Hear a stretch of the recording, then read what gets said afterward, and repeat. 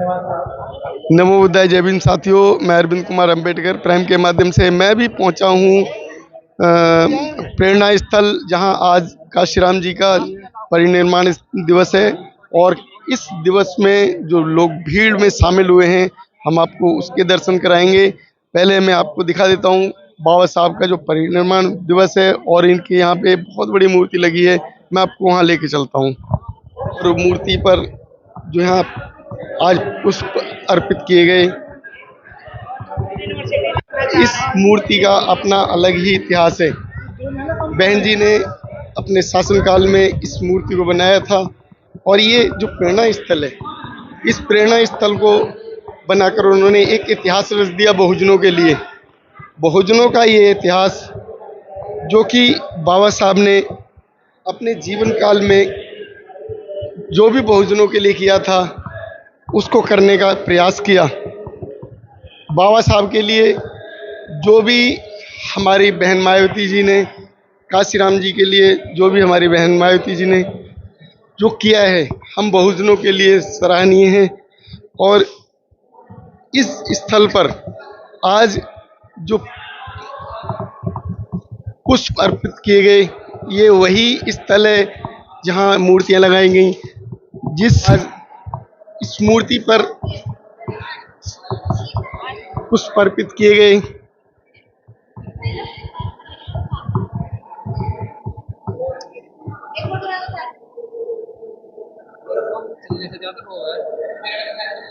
कल को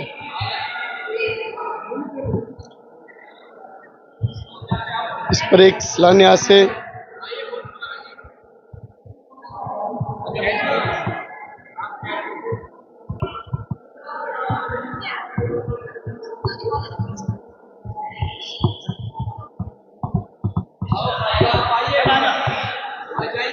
इस स्थल की अपनी अलग ही पहचान है। इस स्थल को बनाने में जो बहन जी का संघर्ष रहा है, वो अपने मुख्यमंत्री बनने के काल का इतिहास है। और इसे बनाकर उन्होंने बहुजनों के लिए एक ऐसा स्थल दे दिया जो कि अपने आप में सराहनीय है।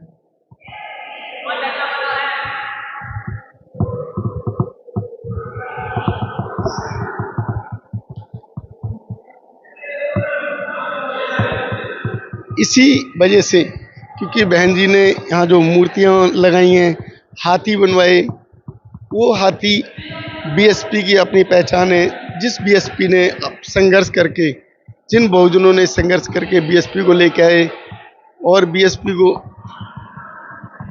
एक नया मुकाम मिला, बीएसपी ने एक नई पहचान दी बहुजनों को, वही कारण है जिस कारण लोग जलन रखते हैं। अभी मैं आपको लेके चलता हूँ जो कार्यक्रम हो रहा है, कार्यक्रम स्थल तक। ये है प्रेरणा स्थल का एक अपना नज़ारा, जो अपने आप में अलग ही दृश्य कायम करता है। ये हाथी जो कि बीएसपी की अपनी पहचान है।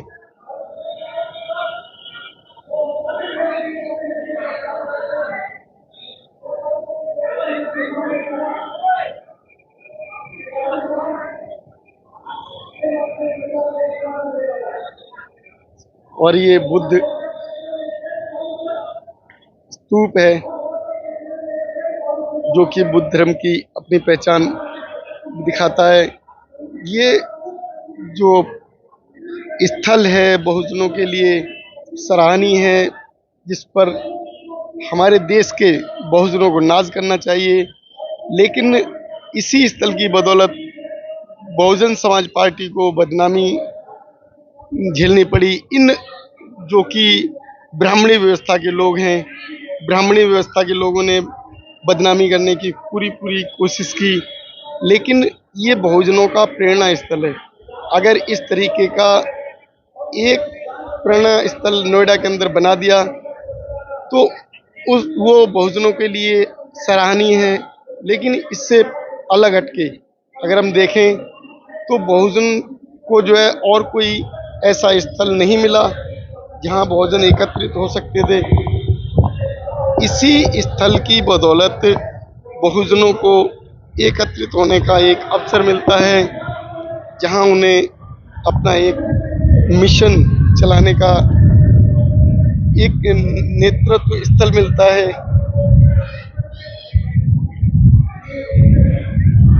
इसी तरीके से एक अद्भुत नज़ारा ये बना हुआ है। यहाँ भी सेम उसी साइड की तरह पूरा का पूरा बनाया गया है, अपने आप में सराहनीय है।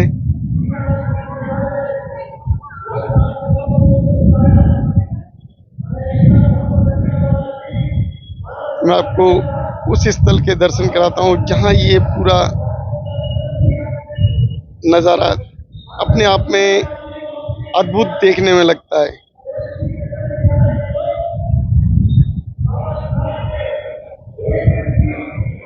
मुसलमान राजनीतिक रसूख अपना खो चुका था। बैकवर्ड अपना राजनीतिक रसूख जानता नहीं था और दलित तो कुछ समझता ही नहीं। आजादी के पहले मुसलमान भी जागरूक था, लेकिन बंटवारे के बाद जो गरीब मजलूम मुसलमान इस देश के अंदर रह गया था, उसका किस तरीके से शोषण हुआ, दलितों का कैसे शोषण हुआ। एक लहर, एक जुनून, कहते नहीं एक जुनून। एक शायर के अंदाज में एक शायर ने कहा, खुदी को कर इतना बुलंद, खुदी को कर इतना बुलंद, हर तकदीर से पहले खुदा बंदे से पूछे तेरी वजह क्या है, तू क्या चाहता है, किस रास्ते में निकलना चाहता। इतना जुनून पैदा कर दिया, और जुनून पैदा करते ही साइकिल यात्रा के बाद पॉलिटिकल मास्टर चाबी को कितनी जल्दी हमारे साथ में आ जाए, उस पॉलिटिकल मास्टर चाबी को हटाने का काम शुरू कर दिया। जब मानवर काशीराम साहब ने पार्टी बनाई और बहन जी जब जीत कर आई, मंडल कमीशन की बात आप सब जानते हो, लेकिन मैं एक बात जरूर कहना चाहता, मंडल कमीशन के बाद जो राजनीतिक चेतना दलितों के अंदर, पिछड़ों के अंदर, अकलियतों के अंदर जगाने का काम किया, और जब राजनीतिक चेतना जागी तो पूरे देश के प्रदेश में हलचल मचना शुरू हो गई। और मानवर काशीराम साहब ने राजनीतिक छोटे छोटे दल को, समाजवादी पार्टी को क्यों सींचा था, क्यों गठबंधन किया था समाजवादी पार्टी से, क्योंकि मुलायम सिंह यादव पिछड़े समाज से थे। मानवर साहब ने कहा ये पिछड़े समाज का बेटा, ये अपने पिछड़ों को साथ ले लेगा, दलित भी चल जाएगा, माइनॉरिटी भी चल जाएगी। लेकिन कुछ समय तक नहीं आया जब पहली बार 5 जून 1995 को मानवर काशीराम साहब ने इस देश के सबसे बड़े प्रदेश में बहन कुमारी मायावती जी को पहली बार जब मुख्यमंत्री बनी थी, तब मीडिया के लोगों ने कहा था, बात मेरी गौर से समझना, मैं क्या कह रहा हूं, मेरी बात बहुत गौर से समझना। साथ आप समझौता कर रहे हो। जब आप अवसरवादी कहते हो तो हम समझ सकते हैं कि आप भी अवसरवादी हैं। तब मानवर काशीराम साहब ने सीना ठोक से कहा था कि हाँ, हम अवसरवादी हैं। मैं किस लिए अवसरवादी हूं? जिन लोगों को, दलितों को, पिछड़ों को, अकलियतों को आज तक शासन सत्ता का अवसर नहीं मिला है, हम उनको अवसर दिलाना चाहते हैं, इसलिए हम अवसरवादी हैं। इसलिए अवसरवादी के लिए कहा था मानवर साहब ने कि जिन लोगों, पिछड़ों को, दलितों को, अकलियतों को मौका शासन प्रशासन का नहीं मिला, राजपाट का नहीं मिला, हम उनको राजपाट दिलाना चाहते हैं। अगर वंचितों को पहुंचाने का काम, एक बार जब चाबी 1995 में आई, पहले इतना जुनून नहीं था। 1995 के बाद जब मास्टर चाबी आई हथियार में, तो जो छोटा जमीन का कार्यकर्ता था, जब वो थाने जाता था तो थानेदार उठ के खड़ा हो जाता था और उठ के खड़ा हो सकता है। जब जुनून आया, लोगों ने दौड़कर 97, अब फिर बहन जी ने क्या फार्मूला अपनाया, आप समझ लो मेरी बात। 93 में गठबंधन किया नहीं किया? किससे दिया जरा बताओ अगर आप जानते हैं? मुलायम सिंह जी से पहली बार गठबंधन किया था, दूसरी बार किससे दिया था जरा बताओ आप? कांग्रेस से। हमारा वोट तो चला गया उनके पास, उनका वोट क्यों भाई बताओ जरा आप लोग बताओ, उनका वोट तो नहीं आया। फिर बहन जी ने क्या किया? बहन जी ने फिर स्पष्ट कर दिया कि हमारा वोट तो हम देते रहते, दूसरा हमें वोट नहीं मिलता। बहन जी ने 2002 में चुनाव हुआ, कब हुआ? 2002 में चुनाव हुआ। बहन जी ने जिन समाज के बलबूते पर हम दूसरों से समर्थन लेते थे, उसी समाज में भाईचारा पैदा कर दिया। जब पैदा कर दिया तो वो समाज जुड़ने लगा और बिगड़ गठबंधन के 100 एमएलए 2002 में जीत के आए थे, 100 एमएलए बिगड़ गठबंधन के। आज जब गठबंधन की सरकार फिर बनाई, 2002 में जब शपथ ली बहन जी ने, 13 महीने की सरकार बनी। जब 13 महीने की सरकार बनी तो बहन जी ने क्यों इस्तीफा दिया? से क्या कहा? बहन जी से कहा जब भारतीय जनता पार्टी समर्थन देकर सरकार बनाई और आपकी विचारधारा नहीं मिलती है, ये विचारधाराओं का चुनाव है, कहने लगे हम आपकी सरकार कल गिरा दे। बहन जी ने कही कल गिरती हो अभियान कर दे, गिर जाए, लेकिन अपनी विचारधाराओं को आपके हाथ में बेचने नहीं देंगे, न अपनी विचारधाराओं को आपके हाथ में सौंपने देंगे। अगर बहन जी चाहती, अगर किसी के इशारे पे अगर काम करती होती तो अपनी विचारधारा बेचती, हमेशा के लिए मुख्यमंत्री बन जाती। लेकिन बहन जी को जब मुख्यमंत्री पद से इस्तीफा दिया तो देश में सरकार किसकी थी बता जरा? देश में सरकार बीजेपी की सरकार थी। बहन जी के ऊपर आय से अधिक संपत्ति के मुकदमे, ताज कॉरिडोर के मुकदमे, सीबीआई ईडी सबके छापे लगवा दिए। लेकिन बहन जी ने कोर्ट का सहारा लिया और बहन जी ने कहा, यहां तक इतने ही नहीं, 47 एमएलए कौन दिए। लोग कह रहे थे, हम जब बहन जी के जन्मदिन के लिए सहयोग मांगने जाते थे तो लोग कहते तुम्हारी तो पार्टी ही खत्म है, तुम काहेगा सहयोग मांगने आए। अब किसके लिए सहयोग इकट्ठा कर रहे हैं? तब हम बहन जी से, कोऑर्डिनेटरों से कहते थे, वो कहते थे, बहन जी ने मीटिंग में बुलाया था, नेता तो आते जाते रहते हैं, लेकिन ये मिशन और मूवमेंट है, हमारे कार्यकर्ता नहीं जाते हैं, कार्यकर्ता उससे ज्यादा पैदा करना जानते हैं। अब जब बहन जी ने इस बात को संकल्प लिया और पूरे देश के अंदर जो देश का सबसे बड़ा टुकड़ा प्रदेश उत्तर प्रदेश है, सब समाज में भाईचारा ब्राह्मण से लेके हर समाज में भाईचारा, ब्राह्मण से, क्षत्रिय से, वैश्य से, पाल, प्रजापति, कश्यप, जाट, गुर्जर, सब समाज से भाईचारा बना लिया। और क्यों भाई बताओ? अच्छा गठबंधन की सरकार बनी 2007 में, बताओ कैसे बनी सरकार? किस बुनियाद पे? बताओ, कस के बताओ जरा, कान में तो आवाज आए। भाईचारा, क्योंकि राजनीतिक गठबंधन से वो फायदा नहीं होता है जो सामाजिक गठबंधन से होता है। क्यों भाई मैं गलत कह रहा हूं? बताओ आप लोग, फायदा राजनीतिक से होता है या सामाजिक से होता है? जरा हाथ उठा के बताओ। है सामाजिक। तो पहले गठबंधन किसका करना चाहिए? समाज से करना चाहिए। जब समाज से गठबंधन हो जाएगा तो राजनीतिक गठबंधन अपने आप, तब बहन जी ने निर्णय लिया, ना हम इंडिया के साथ है, ना एनडीए के साथ है, हम अकेले ही हैं। जैसे मनमोहन साहब ने तैयार किया था, मैं चला ही था अकेले जानवे मंजिल, लोग जुड़ते गए, कारवा बनता गया। आप भी निकल पड़ो। आप मानवर काशीराम साहब के अनुयायी हैं कि नहीं है बताओ? बहन जी के अनुयायी हैं कि नहीं है बताओ? जरा हाथ उठाओ। इतने काशीराम साहब बन जाएंगे तो सामाजिक की समझौता हो जाएगा और देश और प्रदेश में सरकार भी आपकी बन जाएगी। मुसलमान राजनीतिक रसूख अपना खो चुका था, बैकवर्ड अपना राजनीतिक रसूख जानता नहीं था और दलित तो कुछ समझता ही नहीं।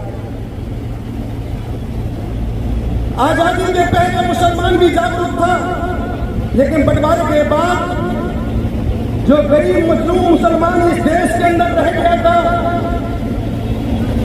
उसका किस तरीके से शोषण हुआ, दलितों का कैसे शोषण हुआ। और सामने बैठे थे मेरे मोहतरम बुजुर्गों, नौजवान साथियों, माँ और बहनों, सबसे पहले बहुजन समाज पार्टी के संस्थापक मान्यवर काशीराम जी को सच्ची श्रद्धांजलि अर्पित करता हूं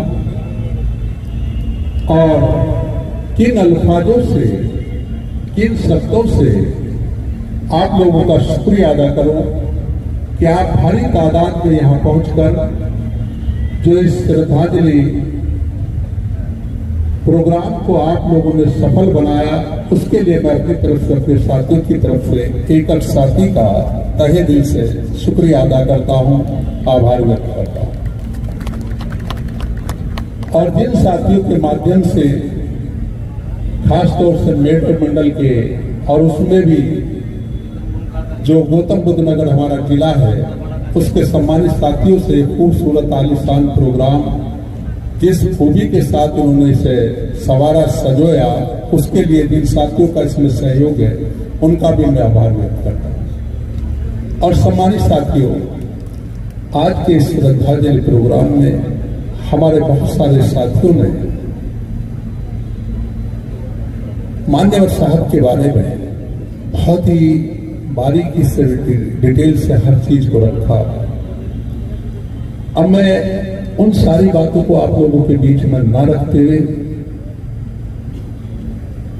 केवल इतना कहना चाहूंगा कि जिस तरीके से संघर्ष करके इस देश में रहने वाले कमजोर, मजलूम, बेसहारा लोगों को, दलितों को, पिछड़ों को, मुसलमानों को, प्रकाश के गरीब भाइयों को उनका हक दिलाने के लिए मान्यवर काशीराम जी ने अपना सब कुछ निछावर कर दिया। अपना कोई परिवार नहीं बसाया, अपने पास उनकी कोई पूंजी नहीं थी, उनका एक एक पल इस देश में रहने वाले 90% लोगों के लिए समर्पित था। हमें उससे सबक लेकर आज ये प्रतिज्ञा करनी है, ये कसम खानी है कि जिस तरीके से साहब ने इस मिशन को खड़ा किया, इस पार्टी को खड़ा किया, हमें एक एक साथी को उनके इस कारवां को आगे बढ़ाना है और इस मिशन को पूरी तरीके से कामयाब करना है, अपनी पार्टी को कामयाब करना है। आज ये कमान किसके हाथ में है? आज इस मिशन की कमान बहन कुमारी मायावती जी के हाथ में है और उन्होंने भी ये फैसला कर रखा कि जब तक इस देश में रहने वाले इन दलितों को, पिछड़ों को, मुसलमानों को, प्रकाश के गरीब भाइयों को इस देश का हुक्मरान न बना दूंगी, मैं चैन से नहीं बैठूंगी। ये फैसला आदरणीय बहन कुमारी मायावती जी का। उन्होंने भी अपना कोई परिवार नहीं बसाया, उनके पास भी अपनी कोई पूंजी नहीं है, उनका भी एक पल इस मिशन के लिए समर्पित है। कभी भी कैसे भी मोड़ आया, उन्होंने इस मिशन के साथ कोई समझौता नहीं किया। अभी हमारे भाई शमसुद्दीन दानी साहब कह रहे थे, पहले कह रहे थे मंडल कमीशन के बारे में, उसमें भी अगर ये पिछड़े भाई, हमारे पिछड़े भाई जो आजकल भाजपा के नारे लगा रहे हैं, अगर इन्हें सम्मान दिलाने का काम किया है, मंडल कमीशन की रिपोर्ट लागू करने का काम किया है, तो माननीय काशीराम और बहन कुमारी मायावती जी का सबसे बड़ा योगदान है। क्योंकि जब हमारे 3 सांसद जीत कर आए थे, आदरणीय बहन जी बिजनौर से सांसद बनी थी, तो भारत जनता दल का दौर था। वीपी सिंह जी ने माननीय काशीराम जी को टेलीफोन किया और कहने लगे कि तुम्हारे 3 सांसद जीत कर आए हैं, आप अपने सांसदों का समर्थन हमें दे दो। तो साहब ने कहा कि हम सोचकर जवाब देंगे। उन्होंने कहा कि हम आपको एक केंद्रीय मंत्री और एक राज्य मंत्री देंगे केंद्र, आप जिसे चाहे उसे बना लेना, और केंद्र में जो अगर आप मायावती जी को बनाना चाहते हैं तो जो मर्जी चाहे वो भाग ले लें। तो साहब ने कहा मैं सोचकर जवाब दूंगा। आदरणीय बहन जी से मशवरा हुआ, तय हुआ कि हम सरकार को समर्थन देंगे, लेकिन हम कोई मंत्रालय नहीं देंगे। इसके बदले में हमें क्या चाहिए? इसके बदले में हमें 3 चीज चाहिए। नंबर 1, जो इस देश में रहने वाले कमजोर, मजलूम, बेसहारा लोगों की जिन्होंने आवाज उठाई, जिन्होंने इनको हक दिलाने का काम किया, और जिन्होंने देश का संविधान बनाया, बाबा साहब डॉक्टर भीमराव अम्बेडकर जी को भारत रत्न से नवाजना होगा। पहली हमारी शर्त ये होगी। दूसरी हमारी शर्त होगी कि जो हमारे पिछड़े समाज के भाई हैं, इनकी मंडल कमीशन की रिपोर्ट कूड़ेदान में पड़ी है। जब तुम्हारी सरकार बन जाए तो हमारी दूसरी शर्त को आपको मानना होगा, मंडल कमीशन की रिपोर्ट लागू करनी होगी। और तीसरी हमारी शर्त होगी कि आज भारतीय जनता पार्टी के नेता लाल कृष्ण आडवाणी मुसलमानों के बारे में उलट सुलट बात कर रहे हैं, रद्द लेकर निकले हैं। भारतीय जनता पार्टी का एजेंडा है कि बाबरी मस्जिद के एजेंडे को पास कराएंगे। हमारी तीसरी शर्त होगी अपने मुसलमान भाइयों के लिए कि कोई भी बाबरी मस्जिद का एजेंडा आपको अपनी सरकार में लागू नहीं करना होगा। ये 3 शर्त माननीय काशीराम जी ने यूपीसीडी के सामने रखी और कहा तुम्हारे मंत्रालय की जरूरत नहीं है हमें, हमारी ये 3 शर्त मान लो। और तीनों की तीनों शर्त यूपीसीडी ने मान ली और तीनों पर अमल हुआ। मेरे भाइयों, मेरे दोस्तों, चाहती तो बहन इस देश की गृह मंत्री बन सकती थी, लेकिन उनकी बहुत बड़ी कुर्बानी है। इस देश में रहने वाले चाहे दलित है, चाहे पिछड़े हैं, चाहे बाबा साहब के मानने वाले हैं, उनके लिए अपनी कुर्बानी देने का काम बहन कुमारी बाई की। और आज 2003 की बात करते हैं, जब बहुजन समाज पार्टी की सरकार थी, भारतीय जनता पार्टी के सहयोग से सरकार चल रही थी, तो बहुत अच्छी सरकार चल रही थी। भारतीय जनता पार्टी के लोग पहुंचे बहन जी के पास, कहने लगे बहन जी हम चाहते हैं कि आप हमेशा हमेशा उत्तर प्रदेश की मुख्यमंत्री बनी रहो और हम तुम्हारी सरकार से बहुत खुश हैं, लेकिन तुम्हें हमारी एक शर्त माननी होगी। पार्लियामेंट का चुनाव है, आपको देश के अंदर हमारी पार्टी को सपोर्ट करना होगा। आदरणीय बहन जी ने कहा कि यह संभव नहीं है, क्योंकि हमारी पार्टी के साथ साथ एक मिशन है। आप ये सोचो कि मैं उत्तर प्रदेश की कुर्सी की खातिर अपने इस मिशन को आपके यहां गिरवी रख दूं, ऐसा हरगिज नहीं होगा, ये किसी भी हालत में नहीं होगा। तो भारतीय जनता पार्टी के लोगों ने कहा कि हम तुम्हारी सरकार से समर्थन वापस ले लेंगे। बहन जी ने कहा ठीक है, मुझे सोचने का वक्त हो। सोचना कुछ नहीं, आदरणीय बहन जी जो कहती है वो करके दिखाती हैं। उन्होंने सोच लिया कि मैं अपने मिशन के आगे कोई समझौता नहीं करूंगी, मेरे लिए उत्तर प्रदेश की कुर्सी कुछ नहीं है। और अगले दिन गई सुबह को उत्तर प्रदेश की कुर्सी से इस्तीफा देगी। मेरे भाइयों, मेरे दोस्तों, वो मिशन के साथ कोई समझौता नहीं करते। और कैसे हालात बने, भारतीय जनता पार्टी की केंद्र में सरकार और समाजवादी पार्टी से मिलकर हमारे बहुत सारे विधायक तोड़ लिए और समाजवादी पार्टी की सरकार बनवा दी। जो केस खत्म हो गए थे कानपुर जैसे, उन्हें दोबारा से खुलवा दिया गया। संगीन अपराधों में मुकदमे कायम किए गए। सीबीआई और ईडी के छापे बहन जी के आवासों पर डरवा दिए गए। कैसे हालात थे, कैसी परिस्थिति थी, और ऐसे हालात में मान्यवर साहब को यानी मान्यवर काशीराम जी को गृह भेज दिया। कैसी परिस्थिति थी, कैसे हालात थे।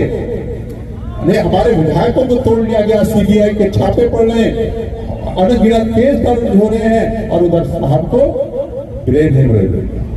लेकिन आदरणीय बहन जी ने हार नहीं मानी, लड़ते रही, बराबर संघर्ष करते रहे। भारतीय जनता पार्टी के लोग फिर पहुंचे और कहने लगे कि बहन जी अपनी वक्त है, हमारी बात मान लो, दोबारा से आपको मुख्यमंत्री बना देंगे, कोई सीबीआई के छापे नहीं पड़ेंगे, सारे केस वापस ले लेंगे, आप हमारी बात मान लो। आदरणीय बहन जी ने कहा आप मुख्यमंत्री की बात करते हो, अगर इस देश की कुर्सी में मेरे सामने दोगे, आप मुझे दोगे, मुझे उस कुर्सी को मैं उस कुर्सी को किसी भी हालत अपने मिशन की खातिर कबूल नहीं कर सकती। मेरे लिए मिशन पहले है, जो महापुरुषों के खून से सींचा हुआ पौधा में उसके साथ कोई समझौता नहीं कर सकती। और कान खोलकर सुन लो भाजपा के लोगों, आप कितने भी छापे डलवाओ, कितने भी मुकदमे कायम करो, जब तक मेरे जिस्म के अंदर एक खून बूंद की है, मैं इस मिशन को सींचती रहूंगी, कभी भी इसके साथ कोई समझौता नहीं। मेरे भाई मेरे दोस्त को बहुत सारी बात है, तभी उन्होंने किसी भी आगे मिशन से कोई समझौता नहीं किया। आज बहुत सारे लोग हमारे सामने थे, अभी कई लोगों ने जिक्र भी किया गठबंधन के बारे में। आज मैं आप लोगों से पूछना चाहता हूं कि हमने 1993 में गठबंधन किया समाजवादी पार्टी से।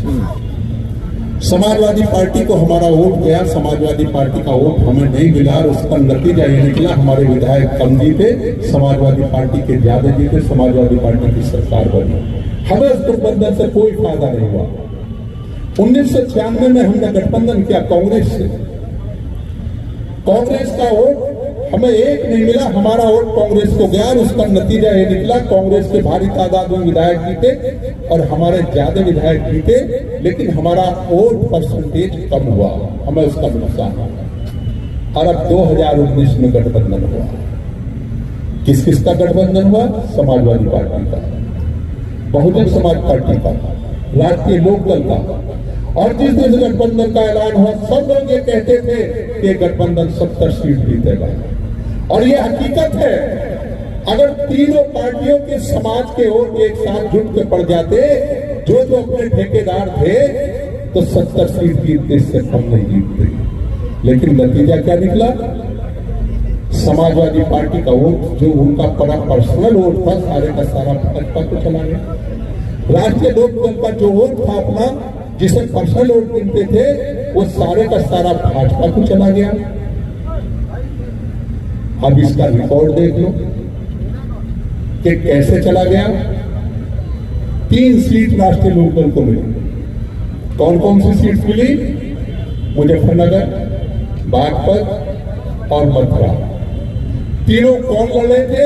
चौधरी अजीत सिंह, चौधरी जयंत सिंह और वीरेंद्र सिंह।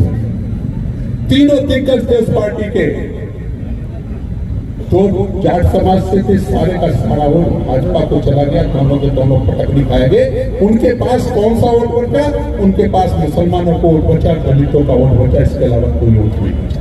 ये रिकॉर्ड में उठा कर देखिए। उधर समाजवादी पार्टी का वोट चला गया और ये वो सीट थी जहां 40% जाट समाज का वोट था। उधर समाजवादी पार्टी का वोट भाजपा को चला गया। फिरोजाबाद से कौन लड़ रहा था? अक्षय यादव। बदायूं से कौन लड़ रहा था? धर्मेंद्र यादव। कन्नौज से कौन लड़ रहा था? डिम्पल यादव। ये वो सीट थी जहां 40% यादव वोट है। और तीनों के तीनों पटकनी खा गए, उनका वोट तो सारा भाजपा को चला गया। जब उनके नेताओं का वोट उन्हें नहीं मिला, तो बाकी लोगों को कहां से यादव समाज का वोट मिलता? सारे का सारा भाजपा को चला गया, तीनों पटकनी खा गए। और कौन सी 15 सीट जीते? ये रिकॉर्ड है तुम्हारे सामने। कौन सी 15 सीट जीते? जहां 50% से ज्यादा मुस्लिम और दलित है। चाहे सहारनपुर हो, चाहे नगीना हो, चाहे बिजनौर हो, चाहे अमरोहा हो, चाहे संभल हो, चाहे मुरादाबाद हो, चाहे रामपुर हो, चाहे अम्बेडकर नगर हो, चाहे श्रावस्ती हो, चाहे घोसी हो, चाहे आजमगढ़, चाहे घोसी हो, चाहे जौनपुर हो, चाहे गाजीपुर हो, चाहे लालगंज हो और चाहे आजमगढ़ हो। ये सारी की सारी वो सीट है जहां 50% मुस्लिम और दलित है। अगर आजमगढ़ में 50% मुस्लिम दलित नहीं होता तो अखिलेश यादव भी हमसे हार पाते। ये गारंटी की बात है। एक सीट जीते मैनपुरी की, जहां मुसलमान दलित कम था, वहां मुलायम सिंह यादव मैनपुरी में जीते। रिकॉर्ड है तुम्हारे साथ। और बहन जी जो कहती यही तो कहती है कि किससे समझौता कर ले, हम किस पार्टी से समझौता कर ले? जिनसे हम समझौता करते हैं उनका वोट हमें नहीं मिलता। इसलिए आप इस चक्कर में मत पड़ो, पार्टियों के चक्कर में मत पड़ो, समाजों के चक्कर में पड़ो। यादव से समझौता करो, जाटों से समझौता करो, पिछड़ों से समझौता करो, मुसलमानों से समझौता करो, अपर कास्ट के भाइयों से समझौता करो, सबको अपने साथ जोड़ो, तो फिर ये पार्टी अपने आप ही नंगी खड़ी हो जाएंगी और बहुजन समाज पार्टी की सरकार बनेगी। इसे कोई रोक नहीं पाएगा। इसलिए मेरे भाइयों, मेरे दोस्तों, और इंतजार करो वक्त। आज आप देख रहे होंगे दो गठबंधन बने, एक एनडीए और एक इंडिया, और दोनों के हाथ किसकी तरफ को? बहन जी की तरफ। दोनों ये चाहते हैं कि हमारे साथ शामिल हो जाओ, हमारे साथ शामिल हो जाओ, और बहन जी कहती हैं कि मैं हर समाज के साथ समझौता करूंगी और ऐसे हालात पैदा कर दूंगी। क्यों कहते हैं ये? क्योंकि सबसे ताकतवर अगर कोई इस देश के अंदर पार्टी है तो बहुजन समाज पार्टी है। अगर सबसे कोई ताकतवर नेता है तो बहन कुमारी मायावती जी है। ये क्यों कहते हैं? क्योंकि ये जानते हैं जिस तरह को बहन जी का इशारा हो गया, दूसरी पार्टी वह इस देश से खत्म हो जाएगी। ये सारी बात जानते हैं और बहन जी भी अच्छी तरीके से जानती हैं कि हमें वक्त का फायदा उठाना है। ऐसे हालात पैदा होंगे कि ये भी मजबूर होंगे, ये भी मजबूर होंगे, और हम इस देश के मालिक होंगे इंशाअल्लाह ताला। ऐसे हालात पैदा होंगे, लेकिन उसके लिए हमें सबको एकजुट होकर, सर्व समाज के भाइयों को एकजुट होकर, आज हमें प्रतिज्ञा करनी है कि सर्व समाज के भाइयों को एकजुट होकर बहुजन समाज पार्टी के साथ जुड़ना है। चाहे वो हमारे दलित समाज के भाई हैं, चाहे पिछड़े समाज के भाई हैं, चाहे हमारे अपर कास्ट के गरीब भाई हैं, चाहे हमारे मुस्लिम समाज के भाई हैं, अगर उनका भला है तो बहुजन समाज पार्टी में है। आज जिस मसीहा के हम श्रद्धांजलि अर्पित करने के लिए इकट्ठा हुए हैं, उन्होंने वास्तव में एक मिशन तैयार किया है। इस देश में रहने वाले 90% लोगों की लड़ाई बहुजन समाज पार्टी लड़ रही है। चाहे वो दलित है, चाहे पिछड़े, चाहे मुसलमान, चाहे कास्ट के गरीब है, हर एक गरीब की लड़ाई बहुजन समाज पार्टी लड़ रही है। इसलिए मेरी गुजारिश है कि आप लोग सब बहुजन समाज पार्टी के साथ जुड़ जाओ, और जिस दिन इस देश के रहने वाले गरीब, दलित, पिछड़े, मुसलमान, अपर कास्ट के गरीब भाई बहुजन समाज पार्टी के साथ जुड़े तो प्रधान से लेकर प्रधानमंत्री तक तुम्हारा होगा। इससे कोई रोक नहीं। अब मैं ज्यादा वक्त न लेते हुए आप लोगों का बहुत बहुत शुक्रिया अदा करते हुए, और आप लोगों का जो आप लोगों ने कीमती वक्त दिया उसके लिए धन्यवाद देते हुए, और जिन भाइयों ने इस प्रोग्राम को कामयाब किया उनका बहुत बहुत आभार व्यक्त करते हुए, बहुत बाखूबी के साथ सजाया, मैं यही अपनी बात को खत्म करता हूँ। जय भीम, जय भारत, खुदा हाफिज़ और नबी का सलाम।